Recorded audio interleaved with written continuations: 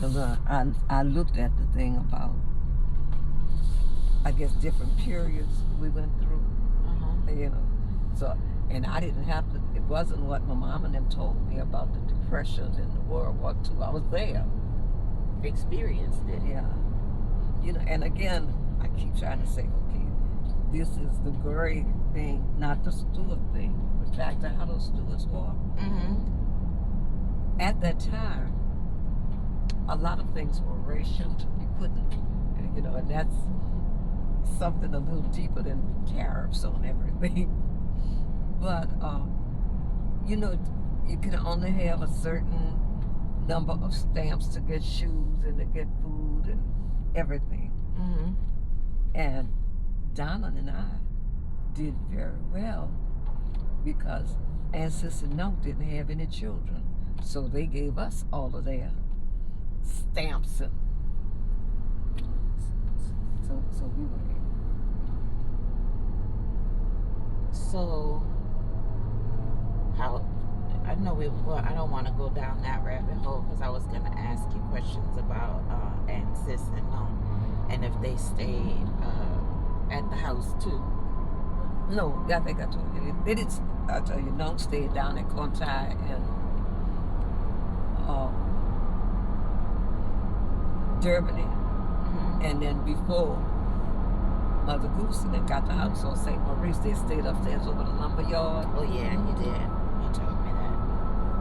I said I'm gonna look that up and see what was the name of the lumber yard. And Mother Goose looked a whole lot, or your mama looked a whole lot like Mother Goose. And Mother Goose was a drinker. Really? See, and Contact Street was interesting because had his brothers and uncles and stuff. You know, we made homebrew. We had our own beer and stuff. You had your own beer? Yeah, they made homebrew beer. Who did? Uncle Some of Nunk? Him and Uncle Lee had his brother, you know. And like I said, we had the house where everybody would come. And you said Mama Gray was strict, so she would have never had no home brewed beer at her house. No. And I don't know, you know, I guess she and Papa Gray did okay because he was gone so much, you know, because he liked to drink, but, you know, she wasn't. And again, I told you, she didn't really want her girls intermingling with the real Grays. Because the Grays were more worldly. More worldly. Okay. So, what's something that, like a family story that you would want to pass down so the next generation would know about it and it wouldn't be forgotten? I guess my children kind of know almost all the stories already. You know, because we always talk. You know, we talked about Papa Gray, we talked about Mama Gray. You know, so they knew, you know, like they recognized the difference in the households.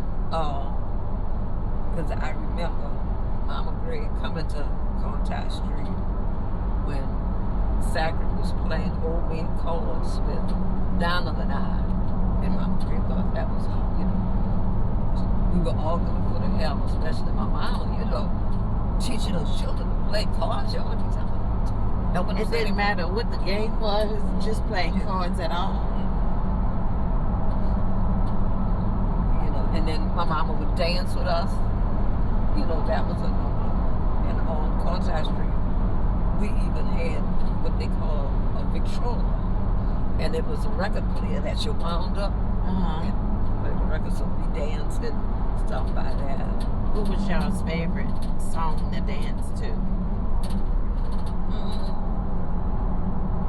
I guess I'm remembering right now, Saturday Night Fish Fry by Louis Jordan. By who? Louis Jordan. Okay. You know, and I guess, and in terms of songs, Sacramento used to love singing to SC. It had to be you. That And was their song. That was their song. And then in later years, after Ray Charles wrote, when it came out with "I Can't Stop Loving You," they would sing that to each other. That's cute. So did y'all have like you said it's like a record player? Yeah, well, like I said, we started off with the Victrola. You know, the kind you had to wind up to play your records. Well, we got you know, as time passed, we got more modern equipment. If you had, I guess, like a collection of music, what were the type of artists that you had in the collection? Was it gospel? A little bit of. Well, we had some gospel, and I guess, you know, like back then, one of our favorites was Nat King Cole, smooth ballads.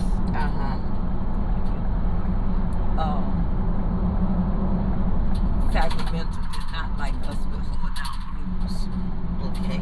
Whatever reason, you know, she thought that was not good. Not appropriate? Not appropriate. So growing up, Grandpa was the Grand Marshal for the Olympia Brass Band, But right? but that not when we were growing up. We were, you know, we were older when we started that. You know, at least college age. You know, when we were little, we didn't. But Hattie Stewart said he always loved the jazz and the second lines and stuff. Because she would tell him the story about he would inch off the steps, and if he made it to that post between her house and 2 doors down, he was gone. Where was he going? Follow the second line, but you know, she'd say no, and she said he loved The second line would pass in front y'all door? Sometime they would, and I think I told you, Aunt Jay talked about, she lamented years and years because they always passed out Bienville Street, and she would be sitting on the porch watching and never could get out there. So I know Aunt Jay was in her 80s when she came to New Orleans, and we went to a funeral at St. Augustine Church, and there was a second line. And at 80-some years old, AJ got out there and went about 2 blocks, and she said, "Nah, I'm satisfied. I did it." Well, why hadn't she gone to a second line before? Oh, nice girls, nice females didn't do that. Even though my daddy was out there, we never could. You know, I mean, that was considered lower class people, if you understand, that got out there with the second line. And even cousins on the Gray side told stories about AC seeing them out there and chased them home. Oh no. And said they didn't have no business being out there? They didn't have any business being out there. And he chased them. And then when he really became all into Olympia, be Grand Marshal and all, we all just kind of shook our heads and said, "Is this all?" I'll be damned. Look, yes, I can see that, and it is on. But you to be who you need to be on the camera. Tell all of the stuff. So let me see. What else do you think we should know about the sisters, about the Grays? Well, they were close, and I think a big thing was everybody from time to time might have had some difficulties, and they had each other's back. And I think, you know, that was important. You know, and Mary was the sister who brought me home from the hospital when I was born. And she, 17 years later, she brought Faye home. And I remember her looking at Faye saying, "This looked like Manute all over again." You think y'all look alike? When we were babies, like that. I don't, this was, you know, Aunt Mary saying that. But, Aunt Mary used to sew, and she made a lot of, you know, things for us. So she would make clothes and stuff for y'all? She made some for me, not that. He didn't get that special privilege. Was she still sewing when my mama was a baby? A little bit, but not much. You know, she. Oh, but we were talking about the music. Now, this is an interesting thing. At that time, you didn't have hardwood carpets and all of that. You had linoleum on your floors. And they didn't have liquid wax. They had paste wax. And Zach would put that paste wax on the floor, put socks on down on the line, turn on that grapanola and tell us to dance. And that's how the floors got the shine. floors got the shine. The shine, and we did so. So if you had to name that dance, what would you call it? They had the mess around, the slop, and then what would you call that if you put socks on your feet and wax the floor? I don't know what you call it. But it's funny that you said mess around, because that was one of the dances my mama showed us. The mess around? The mess around. It sounded like Grandma was a dancer. And she said that was, they had this place, the Gypsy Tea Room, when she was a late teen. And they went to the Gypsy Tea Room and they danced. And she showed us how to do the mess around. So Grandma was in the last batch. Like, did the three of them hang out often? Well, when AJ, you know, right after college, AJ moved to California. You know, but growing up, I guess those three of them, they were different but still hung out together.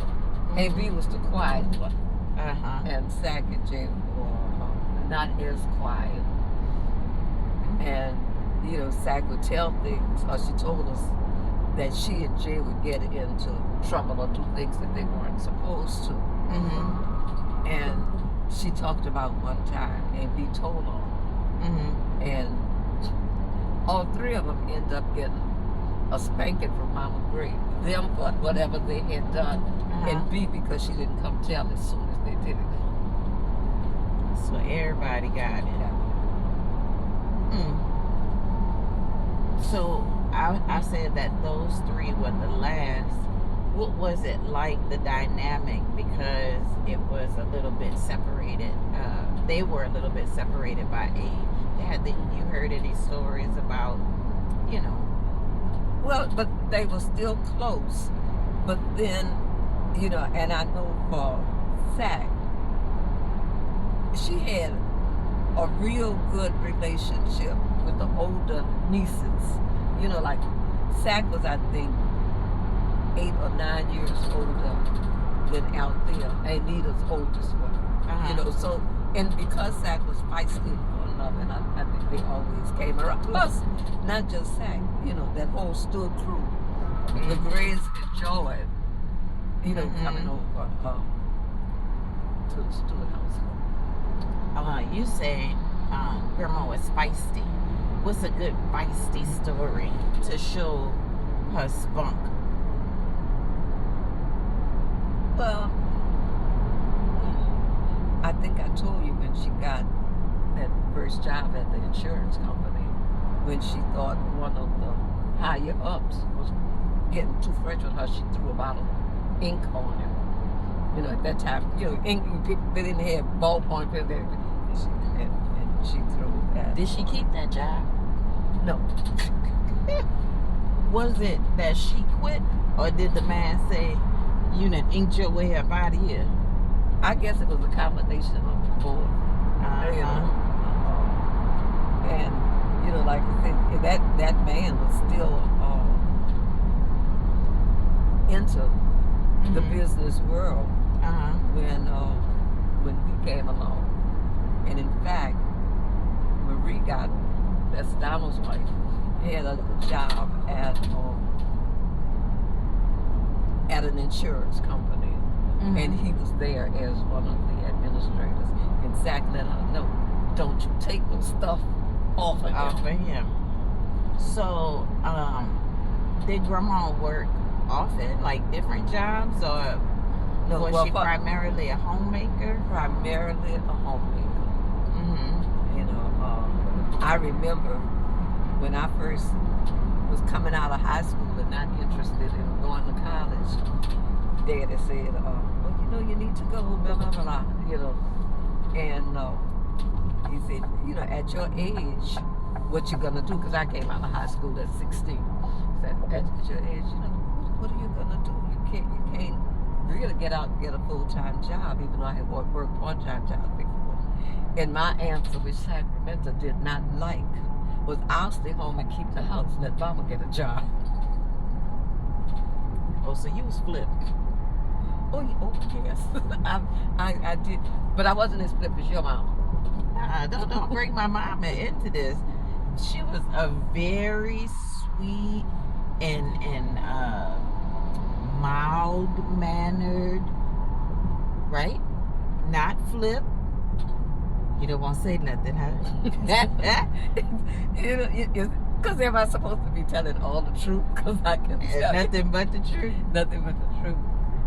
So, what did Grandpa do for his job?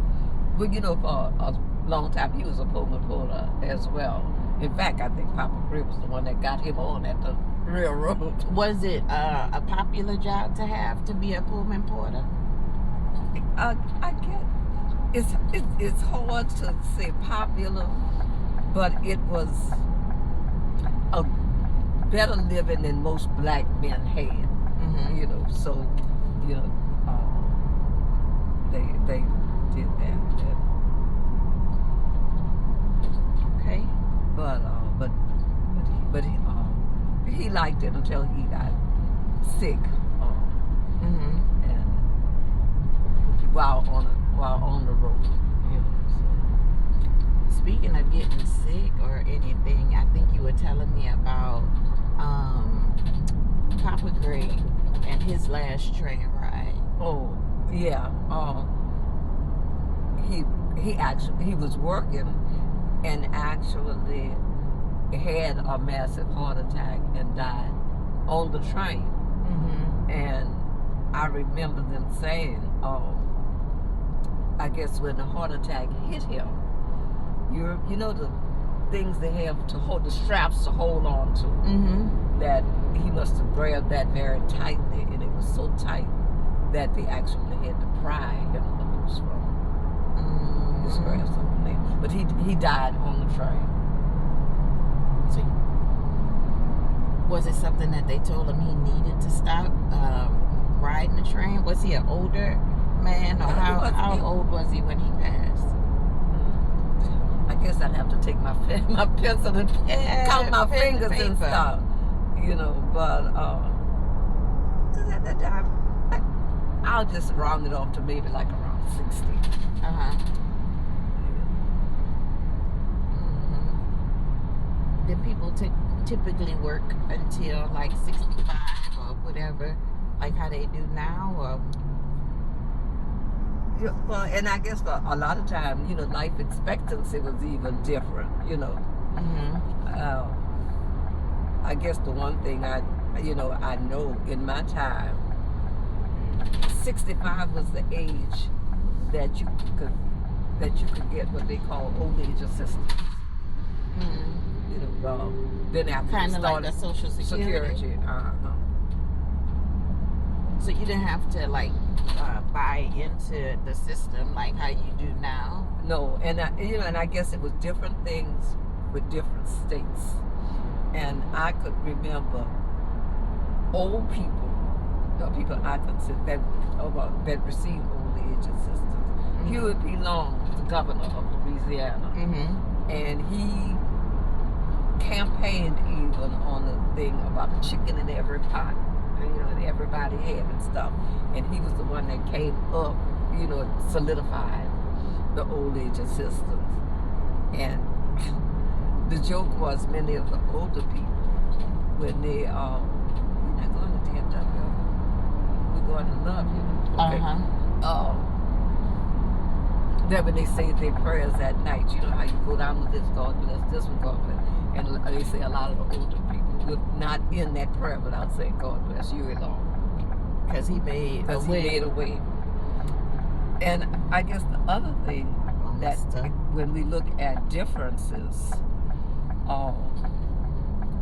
after Papa Gray died, Mama Gray didn't get old age pension or anything like that because there was the railroad pension. So she got Papa's railroad retirement, and which enabled her to travel a lot. AJ was in California, so she could go over there a lot. And so That's pretty awesome. I don't know why I thought maybe she wasn't traveling. So you said travel a lot. She went to other places besides California? Yeah, somewhere else where one of her sisters was or something. She went somewhere else, but it was mainly California. Because she had a sister, and Jay lived in Vallejo, and Mama Gray had a sister that lived in Berkeley. So, and she would visit her sister in Berkeley. Nice. How many siblings did Mama Gray have? I don't. It was like about 3 or 4. Because I told you, my mama loved Uncle Robert, Mama Gray's brother. And Donald and I. But Mama always took us to visit, not just her sisters, but her aunt and uncle too. So we went by Uncle Robert, Mama Gray's brother, and Carrie, Papa Gray's sister. And they both lived on the West Bank. Okay, well, how were y'all getting across the river? Ferry, on the Jackson Avenue ferry. Okay. So, tell me a little bit about Uncle Robert and why Paran, Donald, like going over by Uncle Robert. Uncle Robert and their has had a son named Dennis, and Dennis had a horse, and he would take Donald riding, because they didn't live too far from the levee, and he would take Donald riding on the levee on the horse, so he liked that. Well, they had a horse, like owned a horse? Was that common for people to own horses? I don't know if you say common, but it wasn't rare. And they must have had a decent amount of land to be able to have a horse, so they just... Yeah, well, it's funny. As a child, I used to think all of these places I thought Cartwright Street was huge. Uh-huh. After I grew up, I said, how did we have all those plants and trees and all of that? Because that yard is not that big, but coming up, I thought it was huge. What kind of plants and trees y'all had? We had peaches and figs, banana. We had a persimmon tree, a pomegranate tree.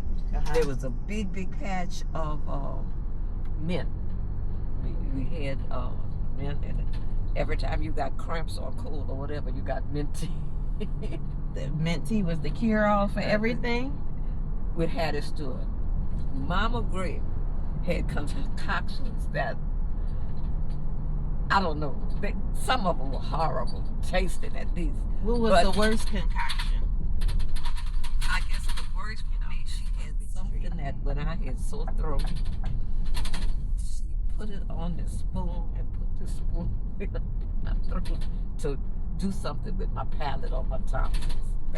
That's the one that stand out in my mind the most. Was it like a goose grease honey type of thing? That's the one people hear about the most often. Yeah, but I don't know if it was the goose.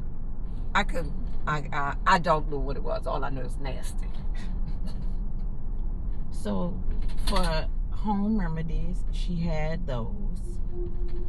Did y'all, like you said, y'all didn't have money for the doctor or whatever? Was there like a I don't know, a neighborhood?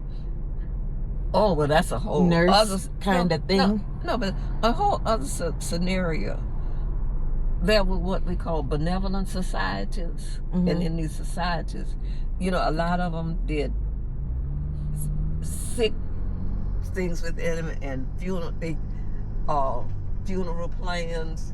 Like when somebody died, or somebody got sick before they died, you would have different ones out of this benevolent society come and sit with the sick. There was always somebody around helping out.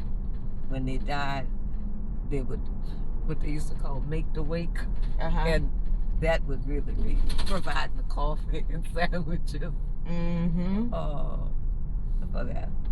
But you know, I guess we had interaction with a lot of older people because of the societies. But in fact, young lady Beulah Benevolent Society was one of the ones that that our grandparents were a part of, and I don't know if, but when your mama's friend Octavia, Uh-huh. from time to time you may have heard her call for Beulah, Uh-huh. and that's what it was from.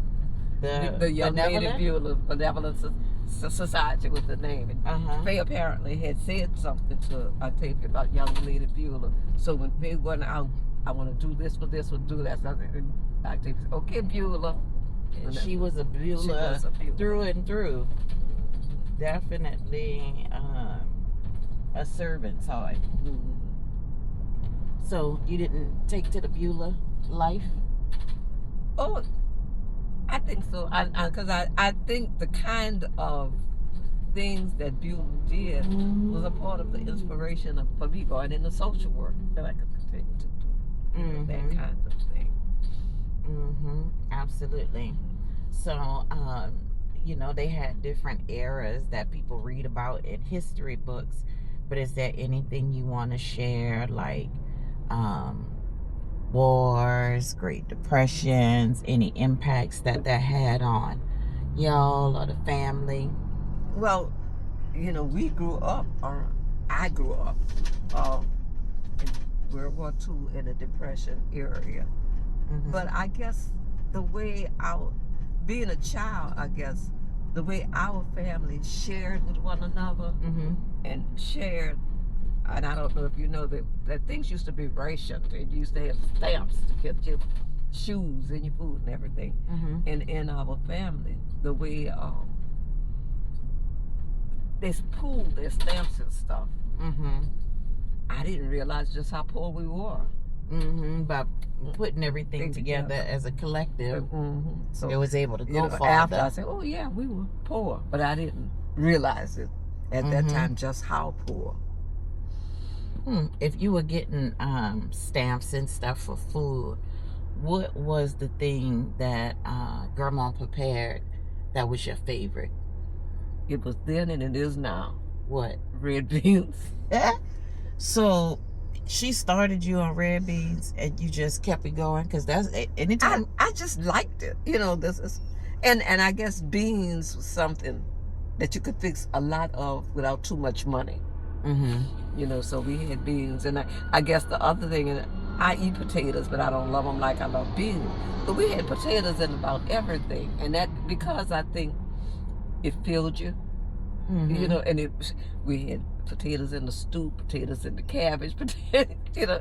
So it was like y'all did regular mashed potatoes, or y'all roasted potatoes? Just not roasted. We had boiled potatoes. When Zach used to love to do the buttered parsley potatoes. We had mashed potatoes. We had French fries. Now that's something about my family growing up. Not growing up. Growing up, we had French fries, but with my children, we used the frozen a lot. But one day we didn't have any frozen, and I cut up some potatoes and made French fries. And Elise was so excited. She ran and she told my mama, guess what, Grandma? My mama made French fries out of potatoes. Not knowing whole while she was eating potatoes. Yeah, but you know, like I had done something magic. I made French fries out of potatoes. And what Grandma said? She just laughed. Did she love to cook? I know you love to cook. Did she love to cook? Or Oh, my mama? Yeah. Another story. My mama rarely cooked. Hattie Stewart did all the cooking. And when Hattie died, Donald and I kind of got together and said, no, you know, how we gonna eat? But then when Sacramento started cooking, she was a pretty good cook. But she, you know, she did. But she didn't, you know, while Hattie was doing all the cooking. So after she died, it became a necessity. Yeah. And by that time, you know, I was 18 years old. I could do some cooking. My favorite thing was the apples that they, I don't know, was it grandma or grandpa that would do the apples for me? I think that was your grandma. I think it was my grandma who did the apples, the cooked apples. And that's something I still like is the cooked apples. But because I think she did the cooked apples and he did the chicken salad. Oh yeah, he always chicken. And one thing with Sac, she always like presentations. Things had to look good, you know, for her. And I know my children still talk about like at Easter time. She would. We going to baggage claim? I think I might have passed up where we were supposed to be.